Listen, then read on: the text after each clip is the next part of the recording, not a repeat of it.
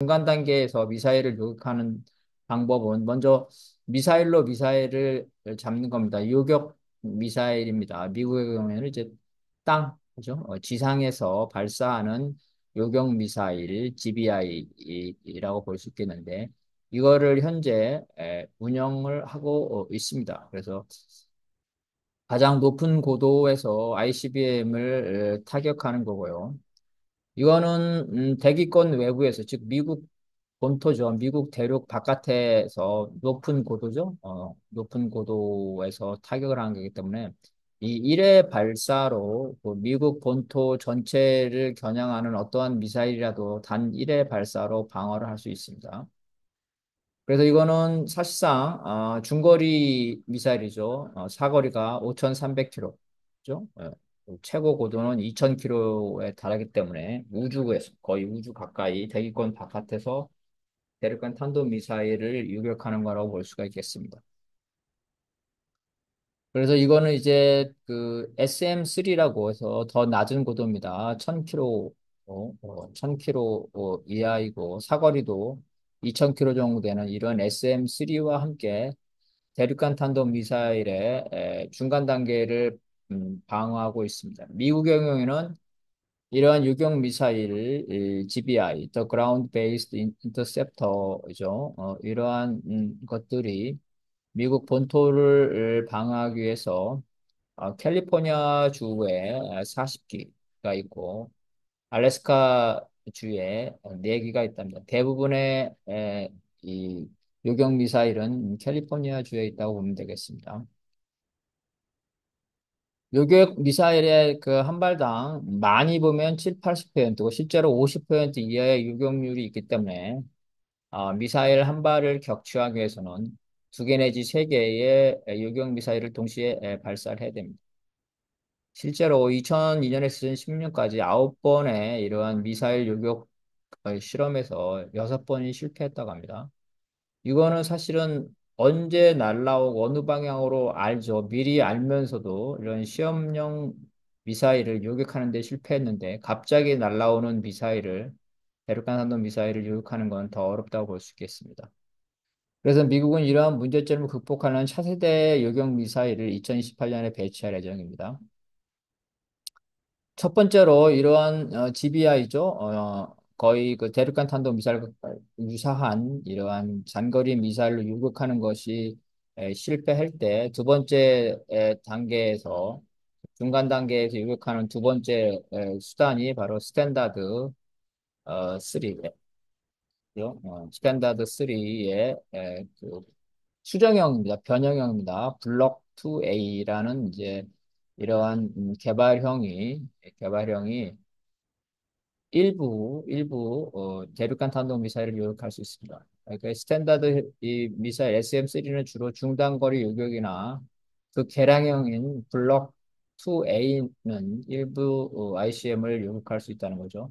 최대 사거리가 2200, 고도는 100km에서 1000km까지고 현재 미국에서 전체 스탠다드 미사일은 약 540발을 보유하고 있지만 ICBM을 요격할 수 있는 미사일은 100발 이내에 불과하다고 합니다. 향후에 이러한 스탠다드 미사일로 무장한 57석의 이지스함이죠. 이러한 이지스함을 미국이 실전에 배치해서 미국 본토를 2차적으로 방해하겠다.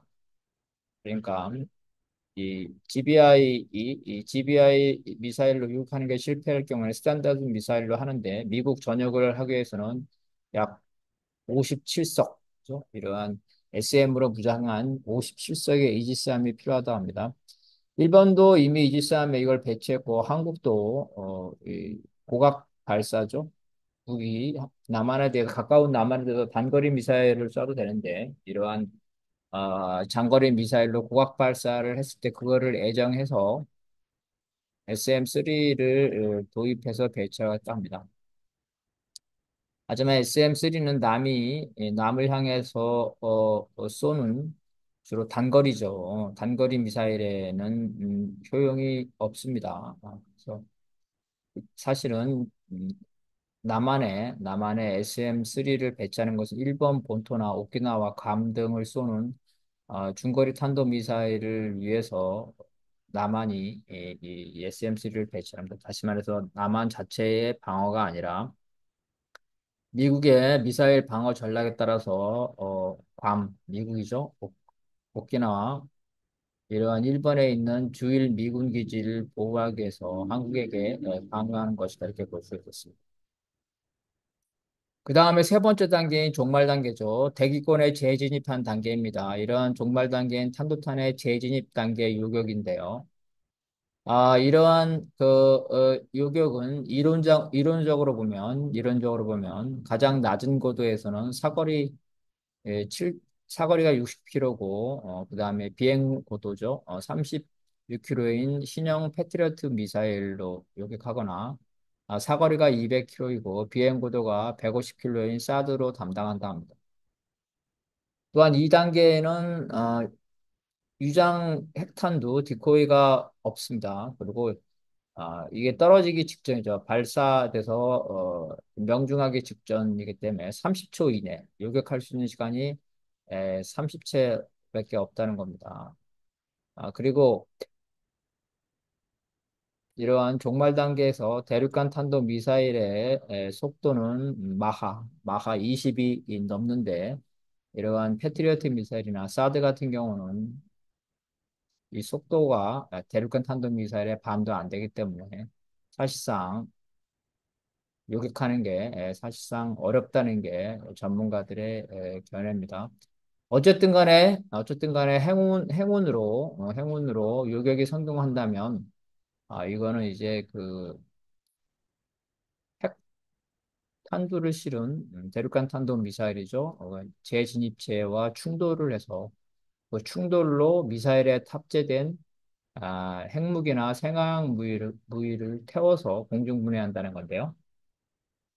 핵무기는 이 폭발 장치가 따로 있기 때문에 유격 미사일로 충돌로 인해서 핵폭발이 일어나지 않습니다. 그렇지만 생화학 무기는 말이 태운다는 거지 공중에서 완전히 분해되지 않고 일부가 살포가 돼서 피해를 줄 수가 있습니다.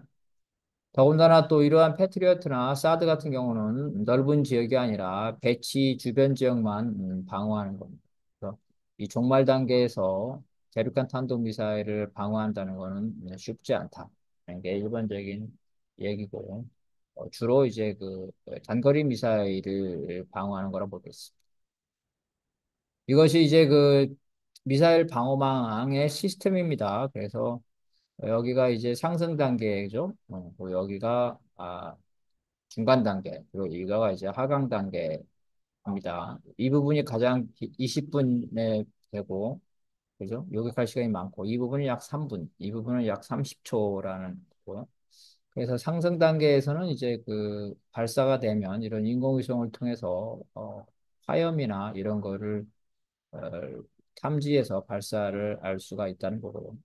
그 다음에 요격할 때, 이거는 이제 탐지죠, 탐지. 이 요격하기 위한 것들입니다. 요격하기 위한 것들은 이제 알래스카에 설치된 레이더고, 이런 것들이 이제 미국 본토를 보호하기 위해서, 미국의 이제 해안가죠. 해안가에 설치된 레이더들입니다. 이런 레이더를 통해서 요격을 한다는 거고요. 상승 단계에서 요격은 현재로서는 불가능하다, 기술적으로. 이론적으로만 가능하고, 향후에 그러한 무기를 개발할 예정이라는 거고요. 중간 단계에서는 바로 이 지상 기반한 요격 미사일이죠. 대륙간 탄도 미사일하고 중거리 탄도 미사일입니다. 3단으로 이루어져 가지고 이와 같이 사실상 우주에서 대기권 밖 아주 높은 곳에서 대륙간 탄도 미사일을 요격하는 거고요. SM-3의 그 개량형이죠. 개량형 일부가 이러한 요격 미사일에 실패했을 경우에 2차적으로 한다는 겁니다. 다만 이제 이거는 방어 범위가 그 좁죠. 그래서 아까 말한 대로 이지스함 이거를 장착한 이지스함에 57석 정도가 있어야지 미국 본토를 방어할 수 있다는 겁니다. 또 사드와 패트리어트는 주로 단거리 미사일을 방어하는 건데 예외적으로 대륙간 탄도 미사일에 대해서 요격은 할 수 있으나 대륙간 탄도 미사일의 속도에 비해서 사드나 패트리어트의 속도가 반도 안 되기 때문에 요격에 성공할 가능성이 매우 낮다고 보겠습니다.